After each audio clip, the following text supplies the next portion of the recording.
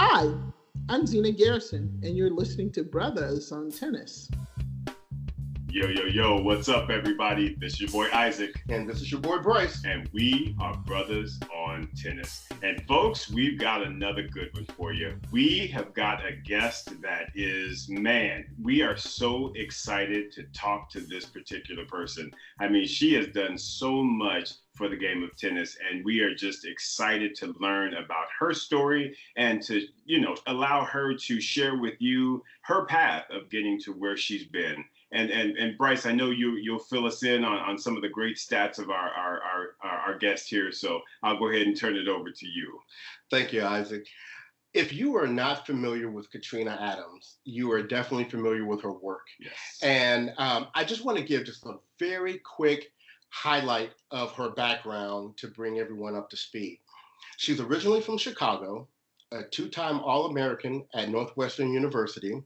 She had an 11-year pro career that yielded 20 tour-level doubles titles, and she had a career high ranking in doubles of 8.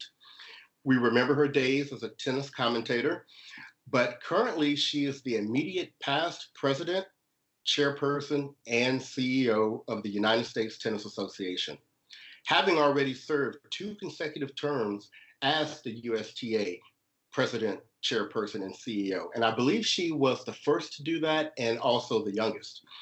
She is currently the chairperson of the ITF Fed Cup and Gender Equality in Tennis committees. And one of the things we really love is how she gives back to the community as an executive director for the Harlem Junior Tennis and Education Program in New York. So without any further ado, we welcome Katrina Adams. Yay. Hi, Katrina. How are you? Thanks for having me, guys. Excellent. We are so excited to talk with you. Welcome to Brothers on Tennis. And I guess first and foremost, Katrina, we want to talk with you about just how are you doing personally? I know that we had kind of, with everything going on with the pandemic and the coronavirus, you were actually one that was stricken with that. So kind of want to find out how you're doing and how you're feeling and just make sure that you, our sister, are doing well. So how are things going? Yeah, thanks for asking. Yeah, it's been a long year. It's been a tough year. I did have COVID-19. Fortunately for me, though, I had a small or a minor case. I won't say small because it's still a case. Right. I only had the body aches, and I never got any of the other symptoms. I wasn't hospitalized or anything like that. But the recovery was really about a week to 10 days of just being really lethargic, really tired. As if I'd run a marathon every day, and I hate running, so that Right. was painful. But I'm good, fully recovered. I have strong antibodies. I've been able to donate plasma a couple times. I have a couple more appointments coming up to donate my plasma in hopes of saving someone's life. And so I'm good. It's I've been fortunate. I always say things happen for a reason, and I look at that as the negative side of getting it was one thing, but the positive side to be able to contribute and save someone's life means a lot to me. Absolutely. And we are just so thankful that you are recovered and feeling better. And again, that you're doing that donation because, man, this coronavirus is just, it's terrifying in a sense. Yeah, it is. And there's just so many things and so many unknowns out there. So to be able to hear that even though you had a mild case, that you were able to get past that and start feeling better, it goes a very, very long way. So we are very happy to hear you're doing well. Thank you. Excellent. Good. So just jumping in, Katrina, I wanted to just kind of ask you just about the sport of tennis in general and how you got your start. I mean, we've had the pleasure of interviewing Zena and Chanda and talking with them about kind of how they got started and how the racket got in their hands. So very interested to hear from you. How did you get your start in tennis? How did you find this great sport of ours? Yeah, no, I was really fortunate. I'm gonna first start by saying this story can be found in my book that will be released in March of 2021. Yes. So you can learn a lot more about this and other topics. But, I was very lucky. I was 6 going on 7. I stumbled on the sport. My brothers were in, the summer activity, if you will, through the boys. Then it was just a boys club. Now Boys and Girls Club, but the Martin Luther King Boys Club that was in Chicago. Every summer they had a different activity. That particular summer was tennis. They were in the program. It was for ages 9 to 18. My parents were working, so I was a tag-along sister who was an ultimate tomboy and had great eye coordination already because I used to play a lot of sports with my oldest brother.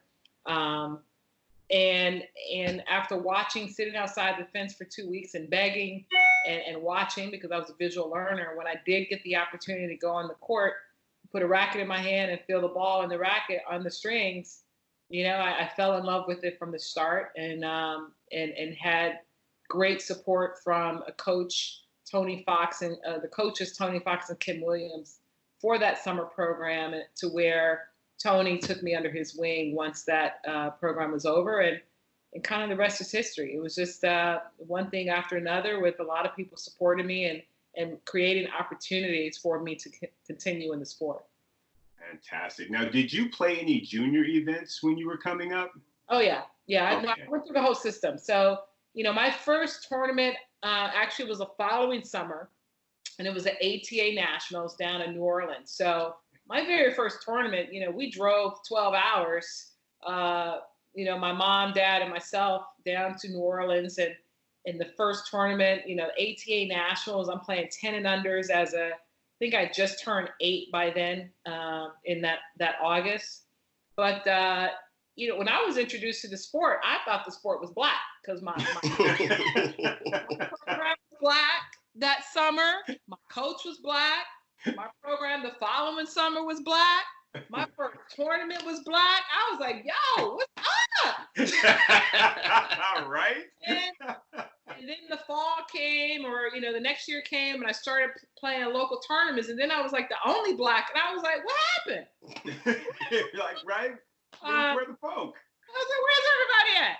So yeah, no, I played ATA all throughout my juniors, and I played USCA juniors from Chicago. So it was a Chicago District Tennis Association, acronym CDTA. I played all CDTA tournaments. A couple years later, I was already qualifying for sectionals and ultimately nationals. I was playing nationals at the age of 10. So yeah, I came up through the junior ranks. I played high school tennis and college tennis. Right on. That is fantastic. Yeah. I mean, when you noticed that subtle difference as far as playing with the folk and then not seeing any folks, what did that do for you? Is just in regards to like your drive or getting out there and competing? Did that change your mindset at all, or how did you think about that? I'm just curious. Yeah, I really don't know, because I think I was just too young to understand it. Gotcha. And too young to even recognize it. I mean, as you get older and you reflect back, and when you start writing a book, you start doing a lot of reflection and realizing what was important to you. But my parents didn't, they raised us to love everyone and to be around everyone. They had white colleagues at school. We used to go over to their homes, and, their kids, we played with their kids. And so that wasn't really different for me. I would say it was different as far as going to my first tournament, and I'm the only black now. But, my parents, I'm sure, prepared me and probably had to talk with me as we were going out into the suburban areas. But I was a kid who loved to play tennis and who loved to win. So I didn't really care who was on the court with me. Mm-hmm. It was as long as I was out there and doing my thing. I was embraced. And if I wasn't embraced, I didn't know it. I was too young. And I'm sure my dad probably protected me from a lot of stuff that may have been happening or being said. Right. It's that joy of youth and being naive, which is what we wish all people could kind of keep a hold on, especially with these days.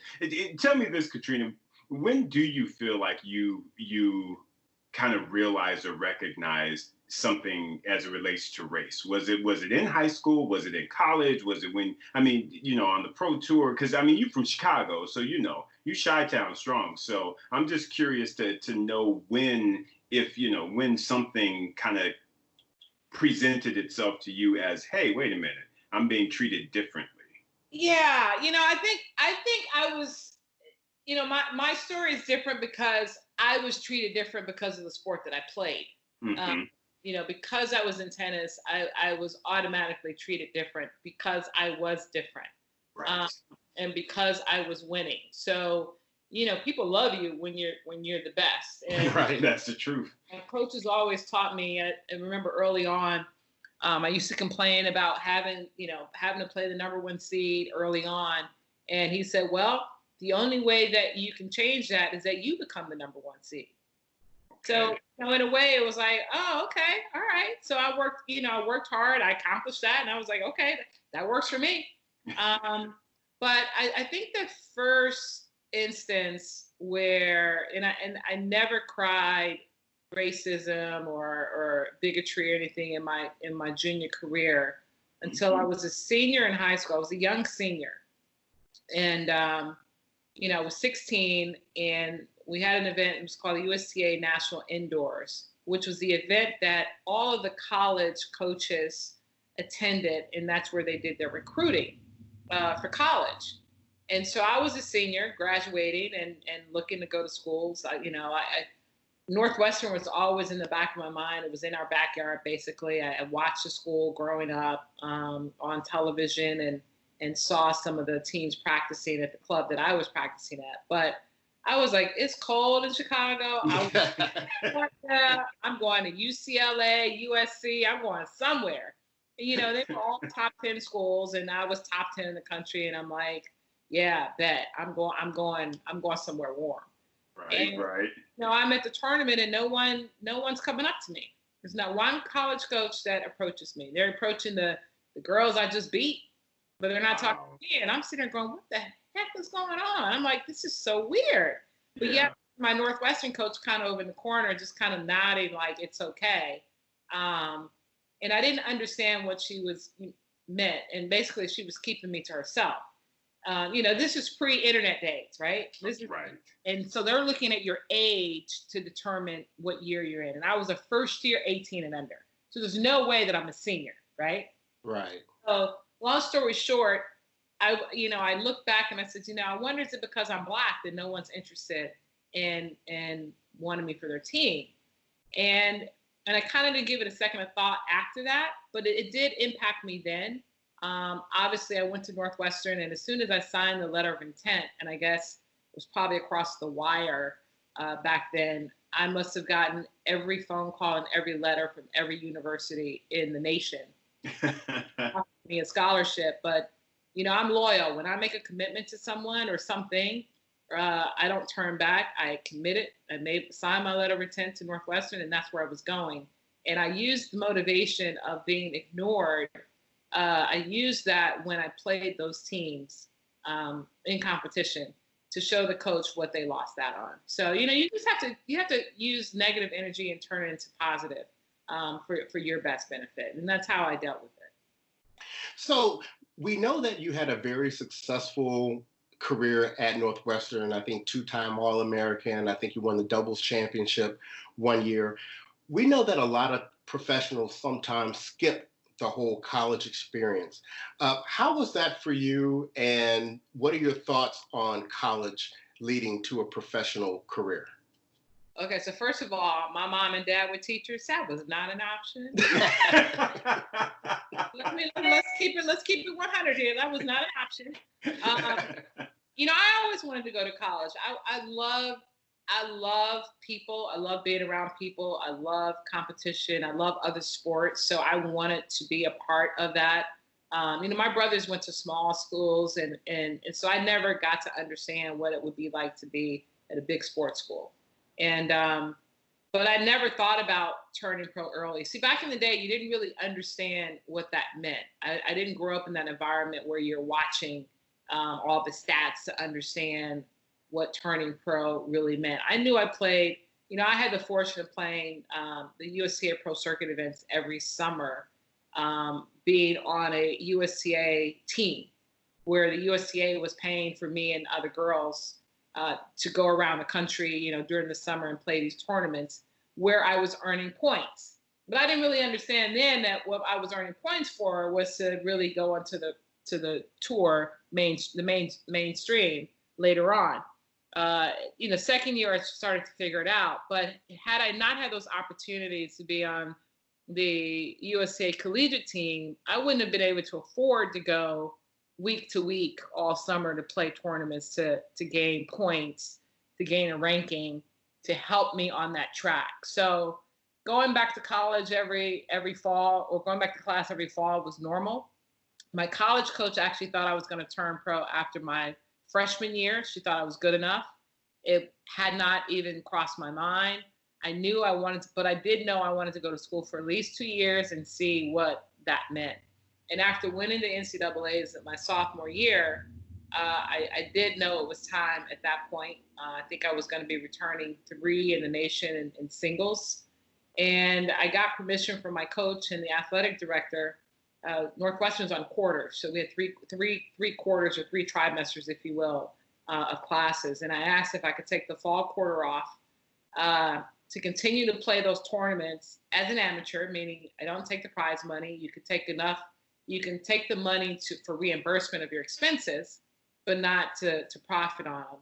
So I knew it wasn't going to cost me anything, and I knew I would win enough to cover my expenses.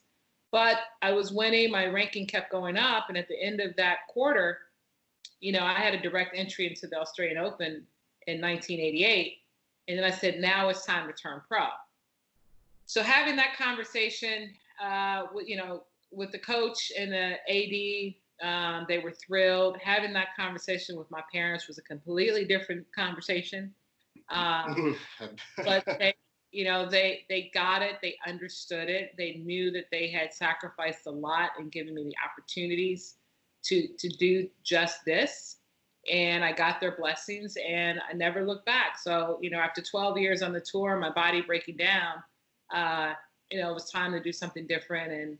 And I became a national coach to try to help the next generation. But, it was college tennis, I think, is important for anybody. I think it's important for you to grow and develop as an individual first, to understand how to socialize and communicate with peers, because tennis, the junior competitive world, can be a very isolated place for some of these young kids, depending on the temperament of their parents, where that's all they're doing.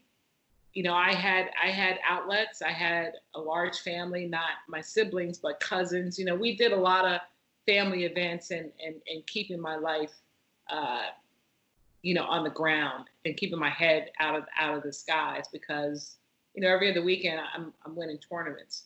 But, you need to go to college to, one, further your education, not just academically, but to further your education as an individual, and learning how to communicate with people and dealing with adversity and challenges, so that when you go out into the tennis world, into the professional world, you're thrown in as an adult. And so when you had these young kids that were turning pro at 14, 15, 16, 17, they become their own CEOs when they go out on the tour, because now everything that they do impacts their income.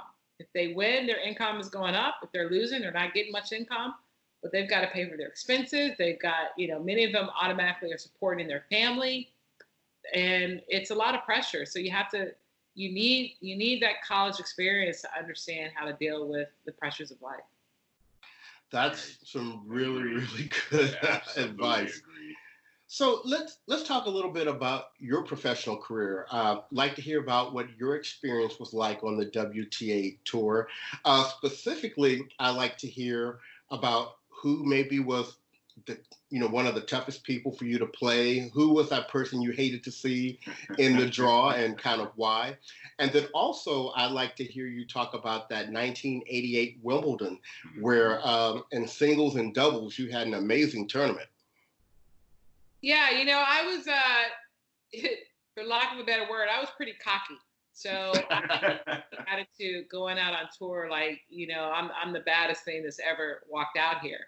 And I took that attitude into everything that I did in every match. I didn't care who I was playing. I felt that I was going to win every match, whether I did or not. But at least I had that confidence in myself, which you have to, because that's your profession. But what I didn't take what I didn't take into my professional career immediately was understanding the importance of being physically fit to be mentally fit. And so, I had my sophomore, probably 15, 20 that I took out on the tour with me, and I continued to indulge in my high carbohydrate beverage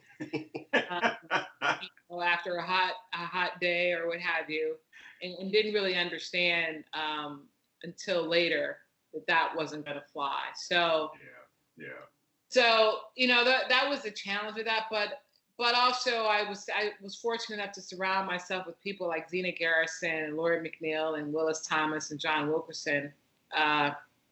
Zena and I were doubles partners my first few years. Lori and I played together when Zena wasn't at a tournament, and she and I were at a tournament, et cetera. So, I've got 2 top 10 players basically by my side, and I'm trying to learn from them. So that was extremely helpful. So when you talk about going into Wimbledon in my rookie year, and I'm serving, volleying, and chipping and charging. I mean, this is right up my alley. And I played on a basketball court in wintertime in the early days of my junior career, where the ball is just skidding. So I wasn't trying to be on the baseline. So grass suited my game style tremendously. I also grew up playing on carpet courts in Chicago area, indoor carpet, which were fast as well. So grass suited my game. Again, I had the cocky attitude. I just knew I was going to win Wimbledon singles. There you go. I'll be a Wimbledon champion. But I had some great results, great wins. Beat a couple seeds along the way to meet Chris Evert. I'm a 5-3 in the first set, and I look up at the board and it says 5-3, 5 Adams, 3 Evert Lloyd. I'm like, oh snap! It was 5-4. Then it was 5-all, and I'm like, oh snap! So I did win the first set, and it's 3-all in the second set, and then by that time I had expended all the energy that I had, ran out of gas, and the real Chris Evert showed up, and I think it was 3-0 after that. But what an experience! And then Zena and I, get into the semifinals. And I will say that we should have won that tournament. We should have beaten the team that we lost to in the semis. And it was no way in hell I was going to lose to Graf and Sabatini in doubles. Right. In the finals. But we didn't get there, and I never had that opportunity. But yeah, it was a great experience, and it's something that I always look back on and cherish. It's a great welcome into the sport. I won my first Grand Slam singles matches at Wimbledon. I lost first round Australian Open, first round at Roland Garros. So it was very successful for me, and something that I took with me throughout my career. That's incredible. That is so awesome. So who was that player that you hated to play against? It was players like Chrissy. I only played Chrissy once, but anybody that was steady on the baseline, that, had, perfect passing shots, that could run down every shot. Those are the types of players that challenged me, or that I just didn't even want to go on the court with, and unfortunately, it was because I was never in the best shape.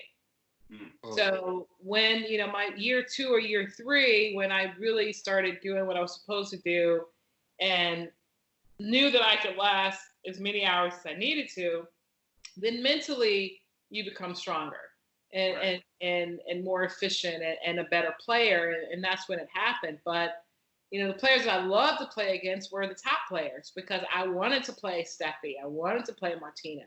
Never got to play Martina in singles, played her in doubles a lot of times, played Steffi a couple times in singles, and just lost a break in each set or a tie break, because I knew that I had a game that could challenge her, and so I've beaten a couple players that were 3 in the world throughout my career. I've lost to players that were 3 in the world throughout my career, but it was, Helena Sokova is probably one of the best matches I ever played that I lost. And the score was 6-6 and 6. But you're talking about intense, athletic, crafty. It's a match I'll never forget. Virginia sends a Boca Raton one year, and you look back on those. Now, American player I used to love to play was Patty Fendick, because Patty was athletic. Patty was cocky. I was a little more cocky than Patty. So I always had the upper hand on that. I drove her crazy because I was like, there's no way in hell I'm losing to you, no matter what. and we'd have some, drop dead, dog out 3-set matches every time. And I could just get under her skin and I could just laugh about it walking to the baseline. But, it would be 6-3, 6-4, 7-5 in the third. It didn't matter. But you just have that. Those are the matches that you just know. I was like, I don't care what happens. I'm not losing. And those are some fun days in playing those type of players. But the players that I didn't like were, the ones that were your baseliners that just had these patterns that could pick you apart. I like playing the more athletic players because then I felt that we were on equal terms going out there. Right. So Katrina, you talk about the 3 sets. So that was like best 3 out of 5, and of course they've now changed that to now best 2 out of 3. Kind of what's your mindset on that when the ladies tour changed to only playing best 2 out of 3 sets? No, we've always played 2 out of 3. Oh, you play? Okay. We always played 2 out of 3, and the men complained that we shouldn't have equal prize money because they were playing 3 out of 5. Gotcha. So, and the women said, "Yeah, we'll play 3 out of 5." The organizers and the TV were like, "Nah, we're good. We're gonna." So it was like, "What's up? You want us to play 3 out of 5? We'll play 3 out of 5." It's just a matter of training differently. So the women used to play. I think they played 3 or 4 years. Their year-end championships, which were the Virginia Sims Championships. That's what I remember. Yeah. They played 3 out of 5 sets, and I think only one match actually went to 5. They may have had 2 years that went to 4 sets, and the other years were 3. But yeah, so we've always played best of 3 sets. Gotcha. And talking about, the folks that you partnered with. So you talked about Zena, you talked about Lori. Very interested to understand kind of what that connection looked like for you when you were playing, because I know when we interviewed Zena, she talked about how she would, throw get-togethers and she would get her cook on, and I mean, she, it's so awesome to hear the camaraderie of the sisters on the tour. So wanted to kind of get your thoughts about that and just kind of how was that connection when you were playing as an active player? Yeah, so Zena and Lori grew up together, so they already had that sisterhood, if you will. I was fortunate enough to go down and train with them on occasion while I was in college, like over Christmas break. I spent a couple weeks down there with them and really got to know them. Obviously, as a junior, I admired them from afar. They were a few years older than me, so if we were at the same national tournaments that had multiple age groups, I would get to watch them, or I watched them, the ATA Nationals when they were playing like the women's event, and I was probably playing 14s or 16s, I don't know. So I always knew them and knew who they were. I mean, Zena was the #1 junior in the world in 1981. Right. So you admired that success, or I admired that success. And so when I had the opportunity to actually go and train with them, I'm like, oh my God. And let me tell you something. You're talking about being out of shape, coming and throwing up every day, running the bayou with Lori. That was painful. But when I got on tour, Zena really took me under her wing. We started playing doubles. I shared her coach because they knew I really couldn't afford to have my own coach going out there. And so we were a family. And so, you get to Wimbledon. And so now I fall into what their experiences are at these Grand Slams. We go to Australia and they have some friends that families that they've been friends with for years. And we go over to their home for dinner. And, we get to Wimbledon, or we get to Paris and the same situation happens. So there was always a family environment that was presented at least one day during the tournament. And then we get to Wimbledon where we are renting our own homes. On the middle Sunday you have off. So we used to have Soul Food Sunday. And so, yeah, Zena was cooking. My mom would come a few years. My mom was cooking, and everybody who was Black was showing up at our door. The space of the space was for 10 people and we'd have 20. So it didn't matter. I mean, when Venus and Serena came on, Venus, Serena, and their mom would come to dinner on those Sundays. So it was a great atmosphere, a great environment. But at the end of the day, it's still competitive. We do have to play against one another. We are trying to beat the brains out of each other when we have to play each other. And we always used to tease each other to say, you know what? Why is it that we play our best tennis against each other, but we won't go out there with the same level of intensity when we're playing, our other counterparts? Which is a it's a good question, right? Absolutely. What is it that you're trying to prove when we should be trying to prove that every single day? So it was enjoyable, and it was a great opportunity and an experience to have the camaraderie with the other Black players on tour, because there were a handful of us or less, depending on which year it was. Well, I tell you, as impressive of a professional career as you've had, I think probably one of the things, or the thing that I respect about you most, is how you transitioned from being a player to your post-playing career.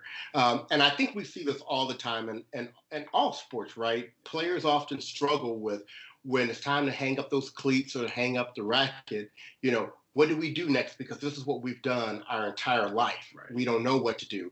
And you have had one of the most impressive post-playing careers that I can think of. For sure. Can you just walk us through how that all happened?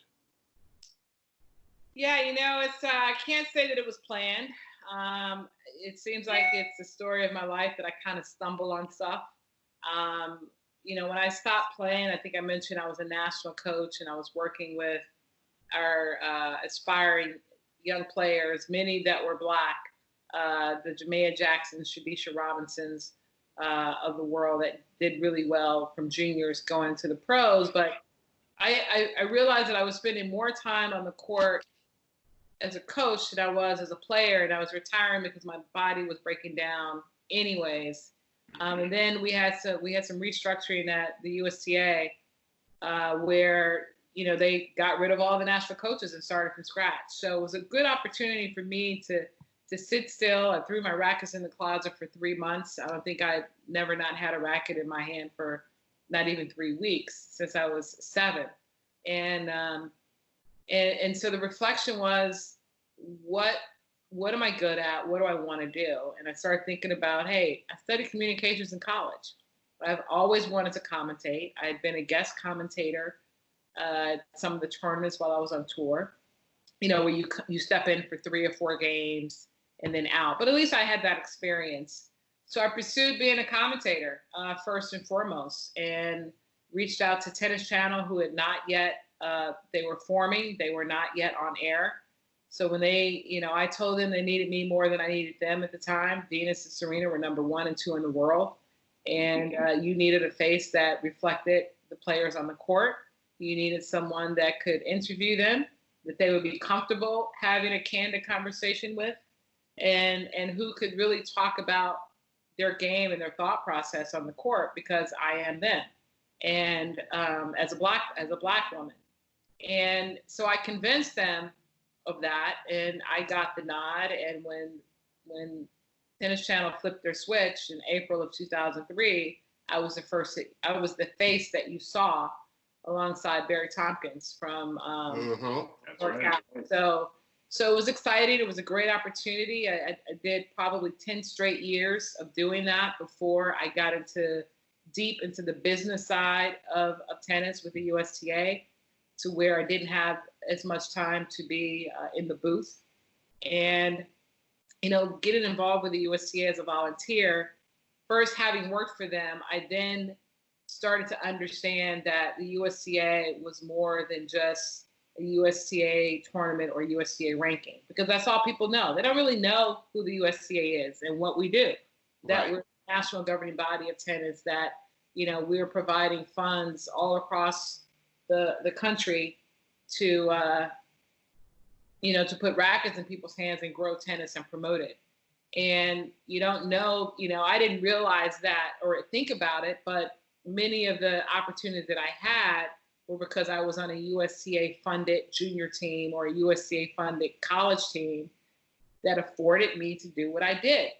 So in learning these things and wanting to learn more, I got more involved on the volunteer side, was elected to the board, and as I got deeper and deeper, I decided at one point that I wanted to be the leader of the organization and pursued it. And I had that opportunity, which was typically a 2-year term. I ended up with 2-year terms for 4 years. I think I had an impact on the organization.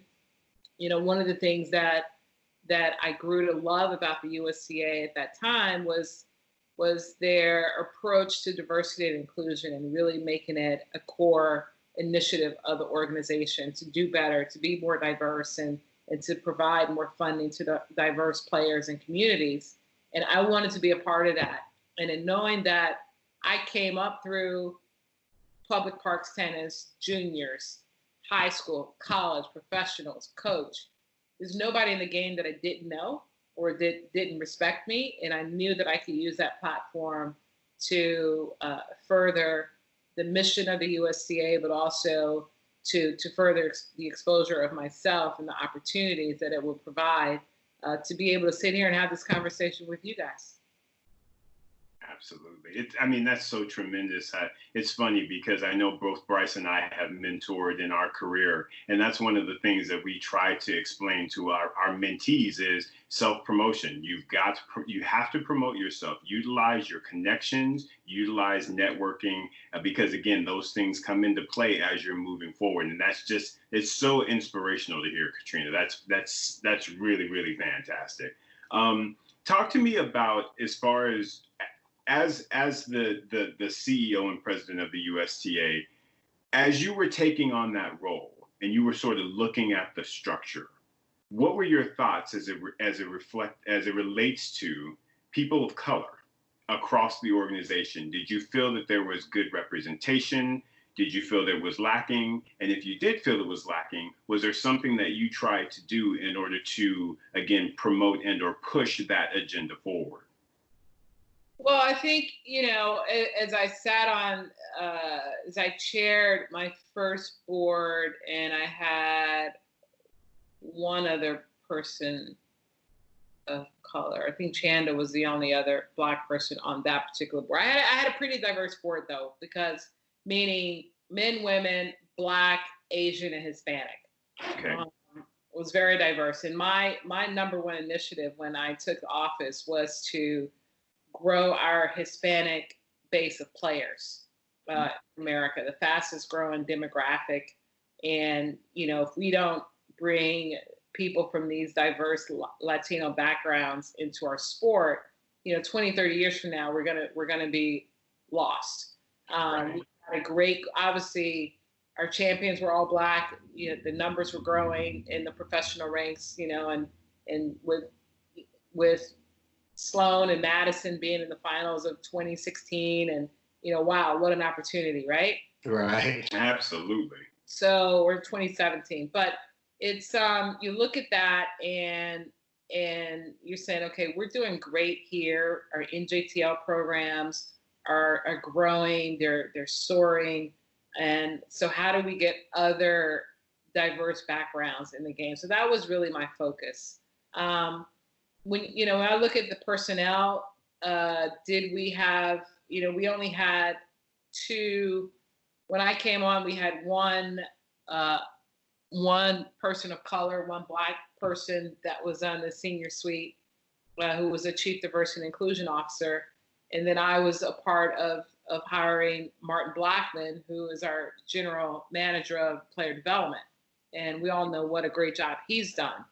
And then I was responsible for bringing another senior staff a female on board, really two, but one replaced another female, and then we brought a new one on for another role. So, I tried to make sure that I was part of spreading the love of diversity within our senior staff, and obviously, our main goal was growing the players on the court, growing the number of diverse players on the court, and sometimes you got to deal with the hand that you're dealt with and make the best of it.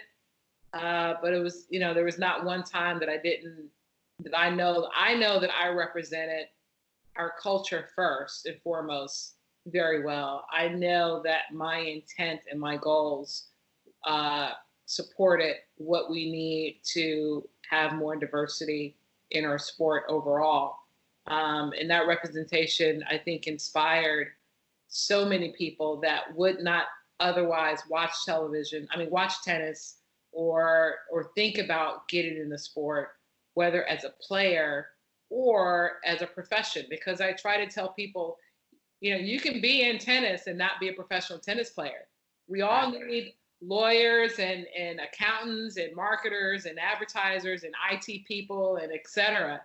Get in the sport of tennis. If you love tennis, if you grew up playing tennis, try to get into the business of tennis, whether it's through manufacturers, whether it's through USTA organizations, or what have you. There are opportunities there, and we don't have enough diversity across all of these platforms on the business side, and that's what I would like to see change in our sport. Absolutely. And Katrina, as president, being an African American female, did you encounter a lot of challenges as it relates to things that you would bring forward to try and address those types of things across the USTA structure? It's a very good question. I think there's always, probably no matter who you are and what organization, you're always going to have some pushback with ideas or initiatives, because at the end of the day, you've got to rely on other people to go out and make it happen. So our initiatives, I think, were pretty strong at the national level, but then we had to rely on our sections that are really the ones out there pushing our programs downward into the communities. And so there's always challenges there. I could speak from experience and understanding why we need to do certain things, but if you've never experienced it, you'll never see it through my eyes. I'm forced to see it through your eyes because it's the world I'm forced to live in. Right. But you never live in my world, so you'll never understand what I'm seeing and why I see things the way that I do. And that's a hard message to get across. And when you look at current events in the world right now, it's evident that people don't see you or don't hear you the way that you should be heard. They see you externally, and never bother to understand you internally. Absolutely. In going, I guess, talking more about your role in the USTA, I'm going to actually jump a little bit and just, as far as your tenure goes, what were you most proud of as it relates to what you delivered in that role as CEO and president? I think it was, the team that I obviously worked with. We got a lot accomplished in first building, from scratch, our facility down in Orlando, the USTA National Campus. Putting a roof over Arthur Ashe and restructuring, finishing the strategic transformation out at the USTA Billie Jean King National Tennis Center, from all the field courts being redone, building a new grandstand stadium, building a new Louis Armstrong Stadium, the roof over Ashe, and all the other elements that people are enjoying out there today. To have been a part of that, is an amazing feeling and accomplishment. I think the other thing is obviously being the face of the organization, getting buy-in from people that we probably never got buy-in before, getting the people interested in playing the game or just watching it as a fan that may not have been fans before. We were very successful with our U.S. Open, but that's a team. That's a team effort. There's so many people that are involved in running the U.S. Open that you can point to your chief revenue officer or commercial officer who's bringing in all the sponsorship, or you can point to the chief of professional tennis who's managing all the players, and our marketing is promoting. There's so many elements, and lawyers that are putting all these things together. It's a great team, and I think that's the way I'd love to, walked away in knowing that our team did what we needed to be successful and to make me successful. And, we'll see where we go from here. Right. And Katrina, speaking of the U.S. Open, now we know there are always some stars that come out to go and watch tennis at the U.S. Open. We've seen the likes of Gladys Knight and Kelly Rowland, and I believe we saw Beyonce and Jay-Z there. And I mean, interested to know if you or I guess your team, do you focus in on any of that leveraging, if you will, that star power to promote and or push the sport of tennis? We do. I mean, it goes both ways. And we have a production team that actually manages most of the superstars that come. You see them in all the sponsor suites, et cetera. So we try to utilize their star power in promoting our game and to do PSAs for us along the way. Many of them are not just fans; they actually play recreationally or have a court in their backyard, et cetera. So, I was fortunate, or have been fortunate over the years, to create relationships with, people like Mariska Hargitay, who I love. Yes. And, and it's gotten her and others to support my Harlem Junior Tennis and Education Program, for the Alec Baldwins of the world. There's just so many other people that have been at the U.S. Open on an annual basis. But it's important to know that they are out there, and they may have a tennis scene in one of their TV shows or movie shows or movies and films, and so that's good PR for our sport, for us. But we're happy to have them, and I think they're all, most of them are pretty good ambassadors for the sport of tennis and for the USTA. So I have a question. Was there anything that you did not get a chance to accomplish while you were in your role, something that you're hoping that still will be addressed? Well, I think in any industry, when you're a leader, particularly if you're of color and Black in particular, you want to see your numbers grow, whether it's on your staff, whether it's participation, et cetera. So, in 4 short years, I can't accomplish that, but I would have loved to see numbers double from where they were.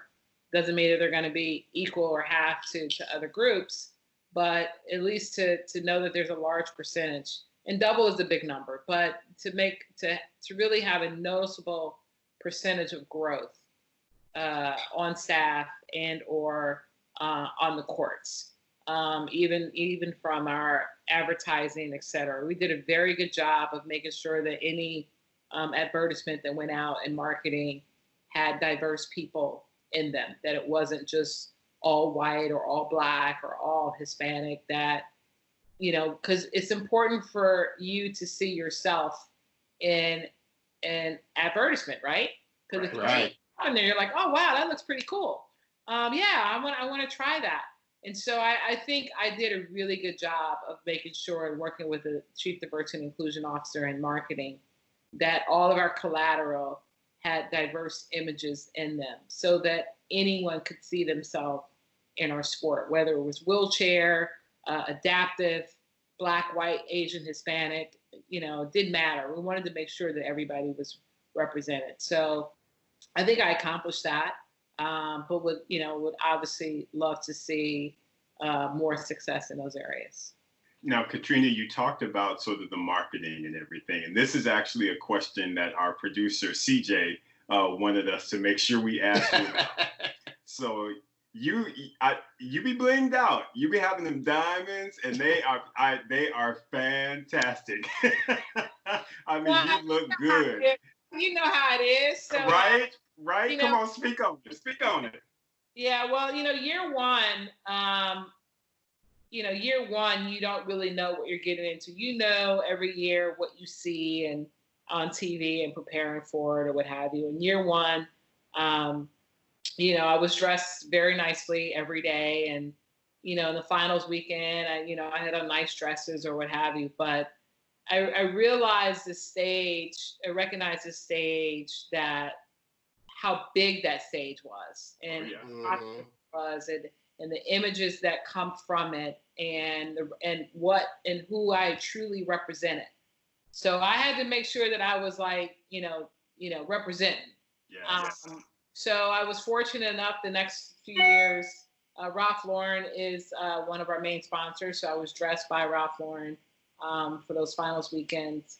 And I had a friend who actually uh, uh, owns a jewelry store that dressed me in my diamonds for my last. Those diamonds were on loan. Right on, right on. But brother, it came off well, man. I was blinging, I was shining. It wasn't Yes. tasteful. It was tasteful. Oh yeah. But it brought. I think what it did is for me, it elevated the importance of the occasion. So this is my red carpet. This is an opportunity for our sport to shine. And if you're talking about my outfit or my jewelry or my haircut or my speech, you're talking about me. And so that Right. brought awareness to everybody that this is a powerful Black woman that's standing here and that's representing our sport.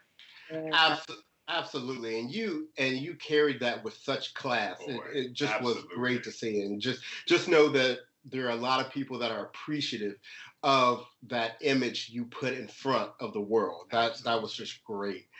I am going to put you on the spot though, real quick, because we know that you have unique insight. What do you think our chances are of seeing the U.S. Open this year? there's a press release that's coming out, announcement on Wednesday, and you'll find out. Oh, okay. All right. There we go. There you go. And now, You there know, you go. this is an unprecedented year in from so many vantage points or disadvantage points for us. But and I'm talking about us brothers and sisters. But Right. with the COVID pandemic, there are challenges, and there are a lot of things that are going into place to make sure that you can provide a healthy environment for everybody that's involved. You've got the discussions of fans, no fans. You have to have medical improvement. You have to have government approval. Right. The governor of New York has to approve, and stamp of approval to say yes, tennis can happen. Now we know that he gave the go ahead for a lot of the professional leagues to start to practice a few weeks ago, and then leagues are starting to gear up. So we are very optimistic of getting the approval, and we'll find out next week. Awesome. That Excellent. is good news to hear. Yes. And so let's hit one more hot topic then. I know there's been a lot of conversation about whether the ATP and the WTA should merge. Interested in your thoughts on that? Yeah, so I think it's great conversation. It's not the first time the conversation has come up. Now, I sat on the WTA Players Board for many years, as well as the WTA Tour Board for several years while I was playing. And you always want your independence. I mean, when I look back to what Billie Jean King and her peers did almost 50 years ago for the original 9, but almost 50 years ago for the WTA and forming the tour, we've come a long way in what we've accomplished. But over those years, there's been a lot of overlap now with the men and women. I'm a firm believer that the players together, 1 + 1 = 3. Right. As opposed to the men having their tournament, the women having their tournament, but when they come together, it equals 3. sponsors are more engaged, viewers are more engaged, and there's no reason why, not to say that every tournament should be combined. I don't believe in that. I do think that, you want to be able to have separate, smaller events around the world in different cities. But I do think, for clarity, that it's a great conversation long term to figure out if the sport can come together, and that the sport can benefit from being one, as opposed to the two separate tours. And each tour was created for different reasons. The Association of Tennis Professionals, which is the ATP, when it was formed, it was for, it had its own purpose, as was the WTA in '72. So I think when you have the top players start to speak out and say, why not, people start to listen. So it's all about the messenger. Whoever's bringing the message. If you're weak and no one respects you, or they just think you're in it for yourself, as we all know very well in our world that we live in, Mm-hmm. we can bring the same message, but I'm not powerful enough. But if Roger Federer and Rafa Nadal say, you know what, it's time that the men and women join. Oh yeah, we right. It's funny that you mentioned that. So, seriously, guys, seriously. So, and we are laughing. Oh, sorry. I don't know if it'll ever happen, but I think the conversation is starting to get people to think about. And at the end of the day, it's a business, and we have to learn how to start to run more efficiently, to have the true success that our sport should have. Absolutely. I mean, we laugh because, that's just the platform that Billie Jean King has always promoted. And so it was just hilarious to me that, the minute Roger Federer comes out talking about, hey, I think this is a good idea, everybody's like, yeah. It's like, this been out here, y'all. Come on now. Decades. Billie's preaching it for decades. She started the World Team Tennis for the mere fact that men and women could play together on the same team, on the same court, etc. That has been her mantra from day one. Exactly. So I think she's delighted to finally hear some of the top men step up. Billie is very well respected in our community, and I think she's had the conversations, or that Roger and those guys have even reached out to her to have a conversation, which is great, because you got to start somewhere, and we'll see where it leads. But again, you're talking about years away from doing it because of legal obligations that you have with contracts for different tournaments, different promoters, different this, different that, and I want to find out where it's going. Absolutely. And Katrina, speaking of just relevance and setting the standard and the image goes, I kind of wanted to ask you a bit more about Venus and Serena. Yeah. We know that they have just been trailblazers as it relates to this generations of tennis. So wanted to kind of get your insight and perspective on really the importance of the role that they have played in the game, just in regards to people of color, women, equal pay. Just across the board. Talk to us about the impact that you have seen and or felt as it relates to those two sisters being on the tour. Well, I literally watched these sisters grow up, and not sisters, but sisters. Yes, right. Yes. And, and how they have evolved and matured and been successful both on and off the court. And they've always come to the platform with a message from day one. And so I've admired that. Their first message is that we're champions and we're going to do what it takes to be the best. And they did that, 1 and 2 in the world at the same time. Who does that as sisters? Right. They've had to withstand more racism than anybody that I know in our sport. And they've endured it, they've overcome it, but they weren't afraid to speak out against it. And so they have utilized their platforms to tell their stories and to get their messages out there, and to prove that they weren't just about tennis, that they're businesswomen. So, they got criticized when they were out finishing high school and getting college degrees and masters and starting their businesses. that they should have been playing more tournaments. Why, yes, Serena probably could have won 10 more Grand Slams if she had only focused on tennis, but look what she's accomplished by not. Right. And look at the health issues that she's had. Imagine if she did go full core with just tennis and not get into the business side. She might have burned out 10 years earlier and not be here today to talk about, tying or breaking tying a record. So, you have to applaud them for the messages and the platforms and not being afraid to stand out, step out and stand out and speak for so many equal causes. Venus was a big advocate for equal prize money back in the day, and really getting Wimbledon to agree to be, to have equal prize money.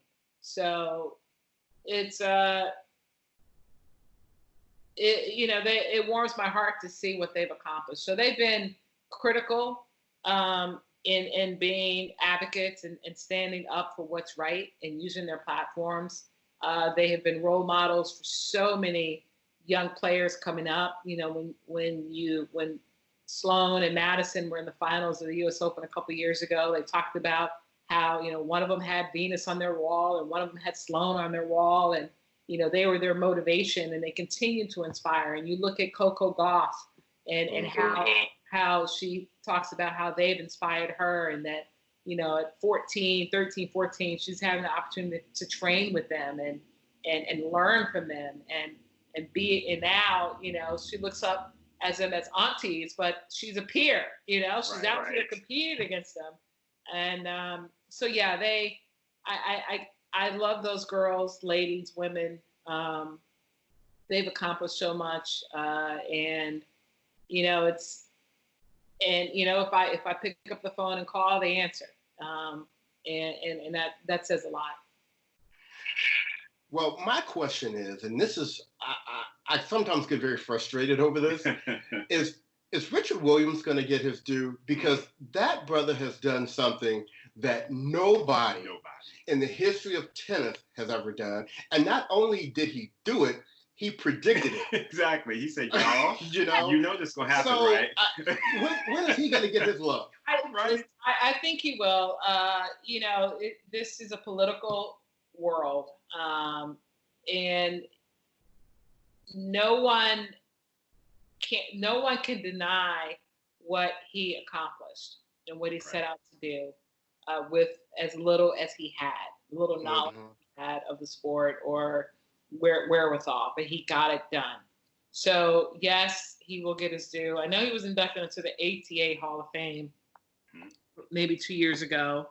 I think he's already in the Black Tennis Hall of Fame. So the next place would be the International Tennis Hall of Fame. And if he gets on the ballot, then I don't see why he won't. As a contributor, not as a player. They have different categories, but you gotta love Richard. Oh yeah, you got to. You do. Yes, you do. In the words of Frank Sinatra, he did it his way. Yes, he did. That's right. Yes, he did. I also want to go back to something you mentioned in the beginning of the interview. You spoke about your book that's coming out in March of 2021. And to our listeners, please go out and pre-order this book. We want to support Katrina, and we know that there's some good stuff in there. We know that the key subject in your book is centered around leadership. Can you talk to us about why you were so inspired to write a book and that particular subject? Well, I think it's more to acknowledge that, as a professional athlete, that you're not only leaders on the court or in your sport, but you're leaders off the court. And I think my story is very unique. The subtitle is Making a Difference and Being Successful as the Only One. And I think that would resonate with tons of readers, whether it's ethnicity, whether it's gender, whether it's religion, whether it's sexual orientation, whatever that might be, whatever that only one means to you, that you can find yourself in my story and hopefully learn from it. So, when you're owning the arena, that can be any environment, and it can be a huge environment. But while you're in that arena, the book really teaches you how to own so many other things um, throughout your journey. Owning the table that you are sitting at. You're not there because, don't just be at the table because you're different or they've invited you for whatever reason. Own the table while you're there, and everything that you can to be the leader of that table going forward. You want to own your legacy, your courage, your identity, your network. There's so many things in the book that it will teach you how to do it. And I use my journey through tennis to tell the story, from the 6-year-old, sitting outside of the fence, to the debacle of the 2018 U.S. Open Finals of Serena and Osaka, and everything in between, and how I use the lessons that I learned through the sport to prepare me for all of these different situations, opportunities, and tasks at hand.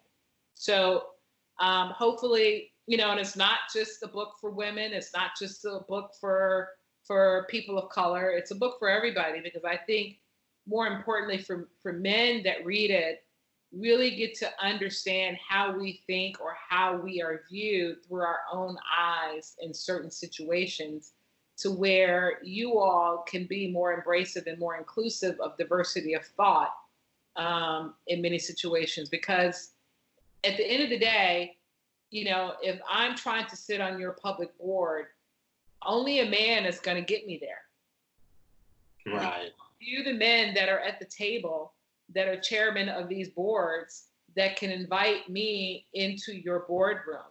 It's you as a CEO that can hire me as a senior staff person. So as we talk about our racial divide in America today, Black people aren't going to solve racism. White people are going to solve racism, because that's where it stems from. So we have to recognize that we need each other in these environments to truly have a chance of being successful. And and that makes me think about this piece that you recently penned on the ITF's website. I think it's called "Don't Cheer for Me on Court If You Won't Cheer for Me Off Court." Right. Could you please speak about the message that you were sending in that piece? Well, I think it's important. Actually, I was listening to one of my colleagues and friends, Lisa Leslie, the other day, and she was talking about, when she's wearing her Olympic uniform, this is USA on it, everybody's there supporting her and her friends, and her teammates, etc. But when they're not wearing the uniform, they're just another person. And I started to think, I was like, yeah, don't cheer for me on the court if you're not going to cheer for me off. And it's whether I'm playing on the court or whether I'm presenting, at the finals of the U.S. Open, and then I come off the court and the next day and I'm not all, glamored out, and I'm walking by and I'm being disrespected, and someone says, "Oh, that's the USTA president." "Oh, I'm sorry, ma'am. I'm sorry." Come on. Right. Hey. So, and that's where that comes from. And if you read deeper into it, too often I'm applauded for being articulate. What does that mean? I so agree with you. Your white peers and colleagues, how articulate they were when they just made a presentation. No, but you're quick to tell a Black person how articulate we were in our delivery, right? As if we're supposed to be anything less than. Right.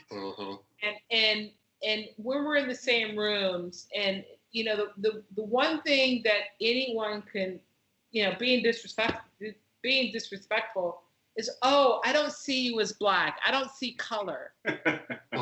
So what does that mean? Right? That's disrespectful, because the first thing you see when I walk in the room is a Black woman. So you can't tell me that you don't see me as Black. So therefore, for mine, the connotation of a Black person is very different and negative. That preconceived notion that you have of Black people, so you don't see me as Black because I don't fit the description that's in your head of a Black person. So, so I think, with Mr. Floyd's death, all these things, you really start to think back and reflect, and you realize, you know what, I'm tired of biting my tongue, throwing stuff under the rug, Right. of people's ignorance. I will be calling you out from here forward. Yes.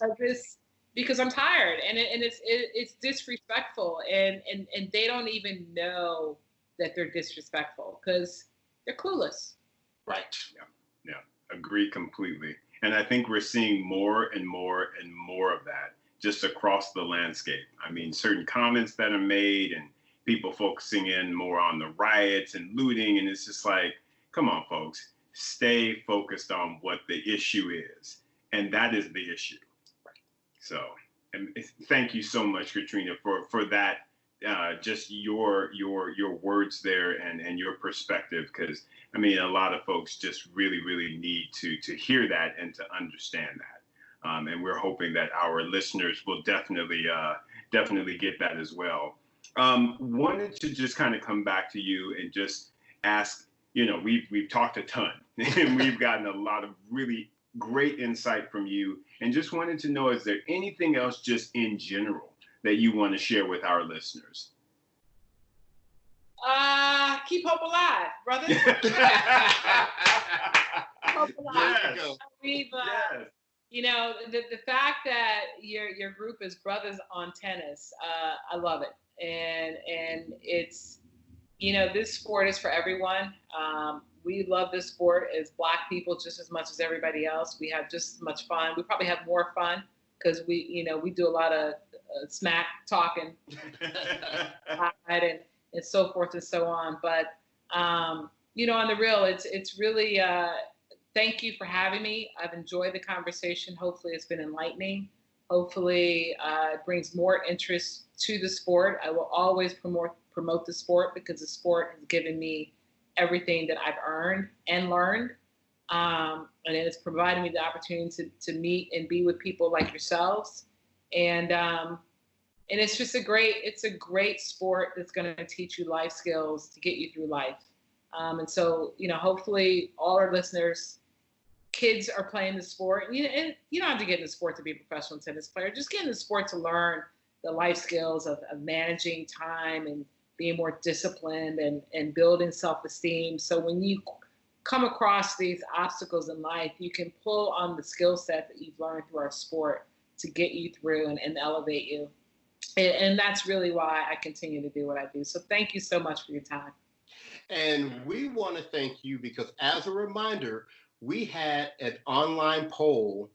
I think we had about 5 different people listed on the poll. That's right. Who should be our next interview on Brothers on Tennis? And you were the winner. And so, listeners, we thank Miss Katrina Adams for providing your wish. She could have said no, but she did not. So we really appreciate that. I appreciate it, brothers. This has been great, and best of luck going forward. Thank you. So to the rest of our listeners, we will continue to bring you exciting interviews, and we should be having some tennis coming up soon. So we'll be able to get back to our regular format of talking about tennis and talking about what's happening on the courts. Right. So we're going to take this moment to sign off. This is your boy, Bryce. And this is your boy, Isaac. And we are Brothers on Tennis. Everyone stay safe out there. Peace, brothers.